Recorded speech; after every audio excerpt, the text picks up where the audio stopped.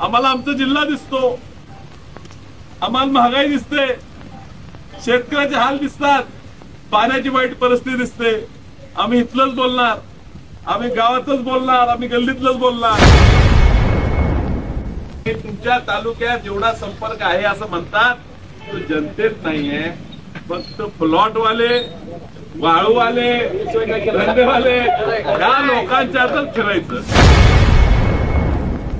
काय गडी राऊत, काय त्यांना संजय राऊताला कळलं दिसलं कुणाला माहित. सांगलीत आली, फिरून गेली. आता इलेक्शन लागले 48 मतदारसंघात, दिवस 15-20 दिवस असतात, त्यातला आठवडा घालवलाय सांगलीतच. रोज सकाळी टीव्ही चालू केला, भारतात निवडणूकच नाही, निवडणूक फक्त सांगलीचीच लागली, दुसरं काय घडी बोलनाच. आज मला ऐकायला मिळालं अमित शहा येणार आहेत, मोदी येणार आहेत, आणि पुन्हा म्हणतात हे अपक्ष आहे, मी विचार करते. अरे मग अपक्ष विचार करत नाही एवढं काय घाबरलाय? त्याला मत पडली पाहिजे म्हणून मग मला नाही, आम्ही गांधी कुटुंब आणणार, मोठी लोक आणणार, त्याचा प्रचार करणार. मी आता काय बी करा, कुठल्या मंचावर कुठला नेता गेला फरक पडत नाही.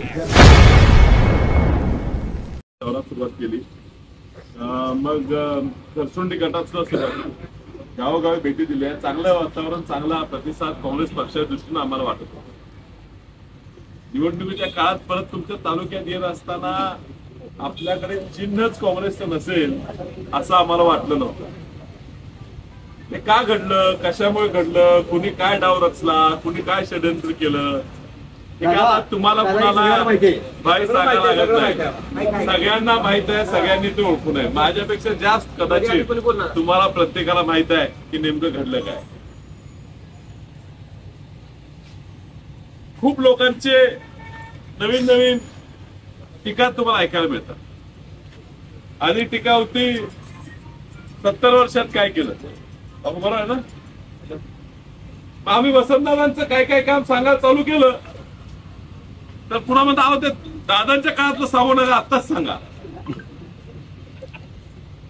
म्हणलं आता तर आम्हाला तुम्ही तिकीट बी दिलं नाही, तुम्ही 10 वर्षात काय केलं ते सांगा. त्याला फडणवीस येऊन म्हणतात गल्लीच्या गोष्टी सोडा, दिल्लीचं बोला, दिल्लीचं बोला. आता आम्हाला गल्लीच दिसते, आम्हाला आमचा जिल्हा दिसतो, आम्हाला महागाई दिसते, शेतकऱ्याचे हाल दिसतात, पाण्याची वाईट परिस्थिती दिसते. आम्ही इथलंच बोलणार, आम्ही गावातच बोलणार, आम्ही गल्लीतलंच बोलणार. आम्हाला ते दिल्लीत काय चाललंय कळत नाही. 10 वर्ष खासदारांनी स्वतःचा स्वार्था पलीकडे काही पाहिलं नाही.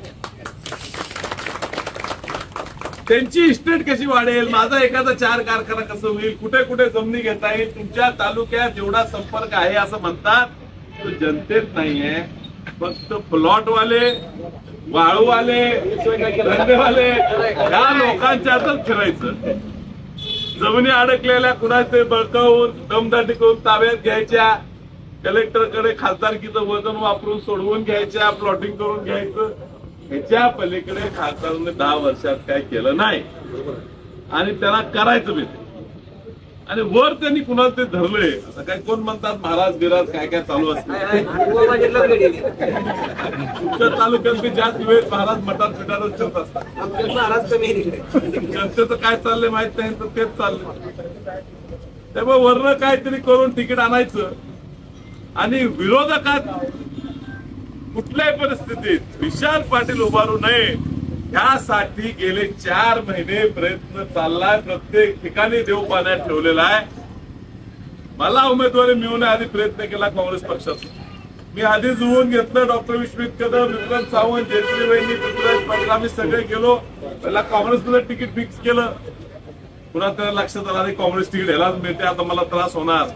मग डाव रचना, जागा द्यायची वंचित आघाडीला. पैलवानला तयार केलं, वंचित आघाडीत पाठवलं.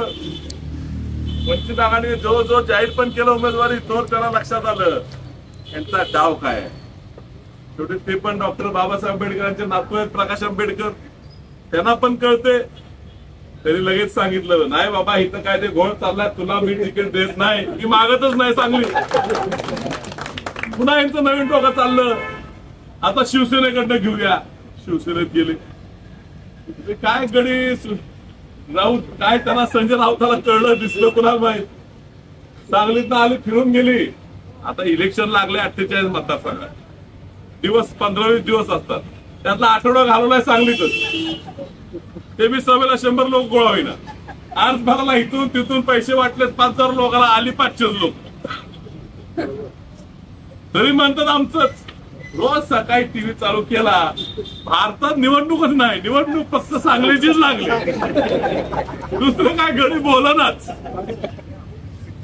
एवढं काय चाललंय त्या सांगलीबद्दल. कुणाला तरी पुन्हा खासदार करण्यासाठी कोण कोण एकत्र येते.